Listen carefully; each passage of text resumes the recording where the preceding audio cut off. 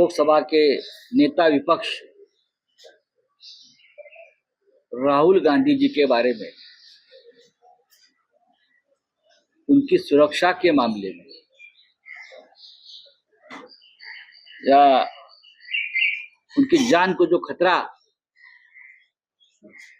राजनीतिक दलों से ही देश के जो सामने आया है, वो बहुत ही गंभीर बात है। मैंने, आपको याद होगा, यहीं से कहा था 1 अगस्त या 2 अगस्त को शायद, कि राहुल गांधी के ऊपर हमला करने की साजिश रची जा रही है। ये मैंने कहा था। तब लोगों ने हमसे सवाल पूछा था कि आप हवा में बात कर रहे हो। मैंने कहा था कि कुछ पॉलिटिकल पार्टीज और उनके संगठन, रिकॉर्ड पे है, आप देखिए जाकर, राहुल गांधी जी के ऊपर हमला करने की साजिश रची जा रही है, विदेश की भूमि पर रची जा रही है, और यहाँ हिंदुस्तान में उसका अमल होगा। अब 2 दिन से जो बातें सामने आई है, वो जो मैंने बात कही थी अगस्त के 1 तारीख को, उसको पुष्टि देने वाली ये बात है। इस देश के केंद्रीय रेल राज्य मंत्री, उत्तर प्रदेश के एक मंत्री सरकार की, महाराष्ट्र के बीजेपी के जो अलायंस है उनके एक विधायक, और भी कुछ लोग, सभी एक ही भाषा में बोल रहे हैं कि राहुल गांधी के ऊपर हमला करने। कोई कहता है कि उनकी जुबान काट के जो लेके आएगा उसको मैं 11 लाख दूंगा, कोई उनको आतंकवादी कहता है, कोई उनके ऊपर हमले की बात करता है।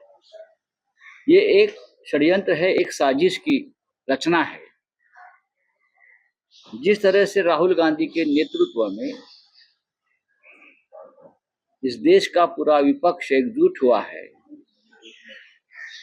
और होता रहेगा, उससे अगर किसी के मन में डर पैदा हुआ है तो लोकतंत्र में, इस देश के लोकतंत्र में ये समस्या हल करने का ये मार्ग नहीं कि विपक्ष को जान से मारने की धमकी दी जाए। ये रशिया में होता है, ये रशिया में होता है कि विपक्ष के नेता को खत्म किया जाता है, और हो गया है, पुतिन ने कर दिया है। और भी देशों में हो सकता है जहां तानाशाही है, जहां लोकतंत्र नहीं है।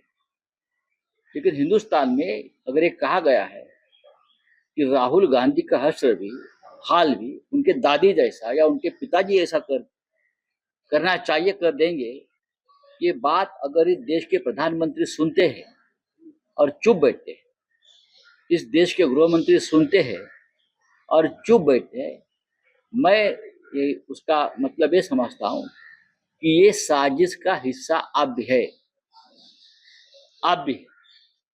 इसलिए हमें चिंता है और हम कंडेम करते हैं इस बात का।